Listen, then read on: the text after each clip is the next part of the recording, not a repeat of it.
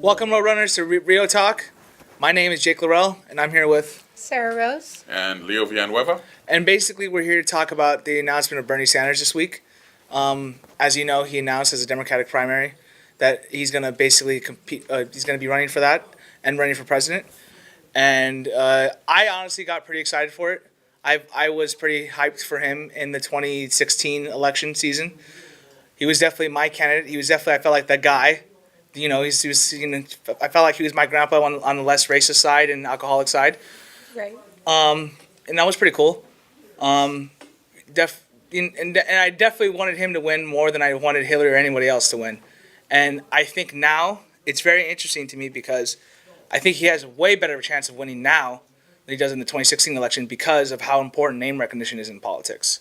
Like, I would love to know the statistic of how many people voted for Clinton based upon name recognition alone, whether last election season cycle or the one before that.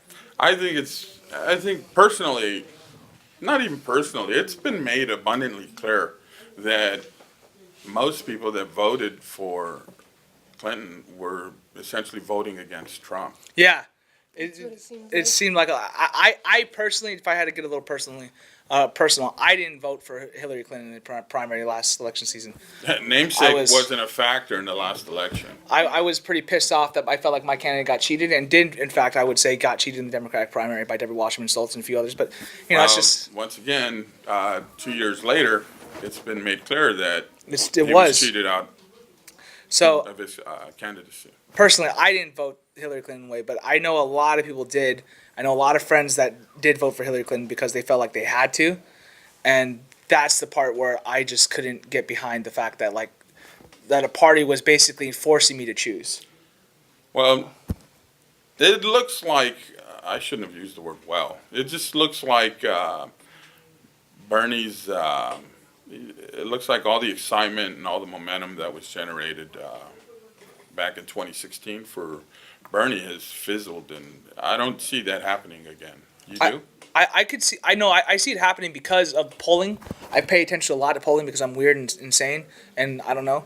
I have issues, but polling data, for instance, on an issue for Medicare for all, over 70% of America is actually in favor for it. So if you could take those numbers Based on what poll? based upon In favor of what? Medicare for all, Okay, are we talking about Bernie or are we talking about healthcare? we're talking about positions he carries forward on his platform. I know he carries forward on his platform. We know he's not going to change his platform. Well, so for instance, a guy like Bernie is for something like Medicare for all. There are more things going on in this country than a need for health care. I don't think that health I understand care that. trumps all other issues in the country, and therefore we should vote for Bernie Sanders. I understand that, but that's not my argument. It's a straw man. I'm saying that like he's for Medicare for all. I'm for Medicare for all. I'm a single target issue kind of guy, and I'm saying that like with a guy like Bernie Sanders, the chances of getting Medicare for all is a lot higher than let's say someone like Hillary Clinton.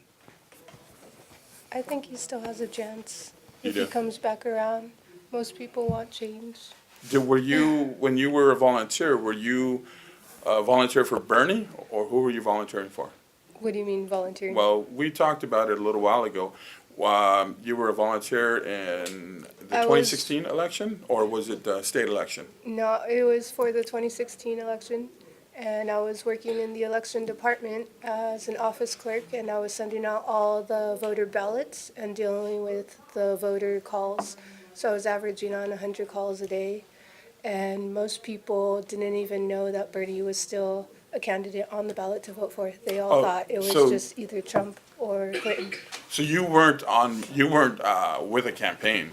You were actually working for the state in the Yeah. election department? I was working for the government, For the government, federal government? yeah, Okay, for LA County. that makes sense. Did you have a lot of angry supporters be like, "Why are you calling me?" Yeah, and half of it was just nonsense. It's like they didn't get their ballot and they'd go off on me like, Trump is right, it's all a scam, and just preposterous things like that. God bless people. I'm looking for someone to talk to. I guess they ran out of people that were Yeah. willing to listen to them. Yeah. That happens a lot with politics. So currently, in the current pool of candidates, those that have come out, Bernie looks like the best option, but to me. We're still a long ways out. No, I don't want to discount any candidate either. I look at all the rest of them and I go, which candidate has actually fought for things for 40 years and which candidate hasn't and said that they're going to only now because it's good politics. Maybe that's an indicator he's better off where he is and not as president. There's been he definitely didn't win the presidency, but you could definitely say his effect on running and pushing certain things in his platform changed the conversation a lot, because the fact that we're even talking about tax reform, like on a scale of like the rich should pay more on those terms, is a conversation we would have never had 10, 20 years ago in America. I'll say this one last thing,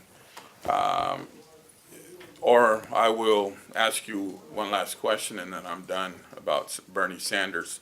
Do you think that he's going to have to contend with the fact that he took a back seat to Hillary Clinton? Yes. And didn't stand up Yes, to her? because there's a lot of people like me that are angry at the Democrats because, I mean, I don't want to get too Angry at the well, maybe that wasn't my last question. but So angry at the Democrats. It's a fractured party. it's a very fractured party. And that's what Can I'm you saying. even identify who is?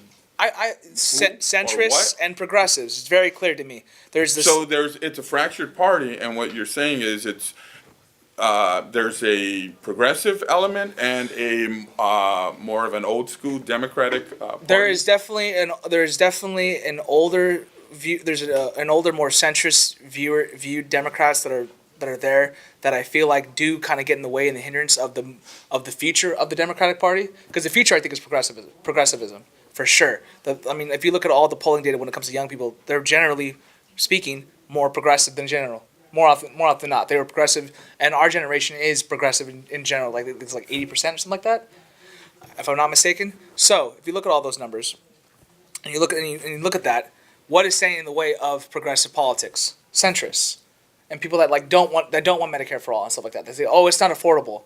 Meanwhile, they're building military bases in Nigeria and saying, oh, that's affordable. So that's too black and white for me. I just don't. it is, and I understand there's a lot more politics involved in that in general. But for me, it's just like, how can we can afford that but not that? You know. I think Bernie has a lot on his plate, and God bless you. He does. And has much to contend with. I don't see him as a viable candidate. Oh, he's gonna have to fight for it because there's over 20 candidates for sure. So it's gonna be a fight. Not happening. Don't see it benefiting college students either. But that will do it for this week's Rio Talk. Thank you again, Roadrunners, and I'll catch you next week. This has been Jake Laurel, and Sarah Rose. Leo Villanueva. peace out.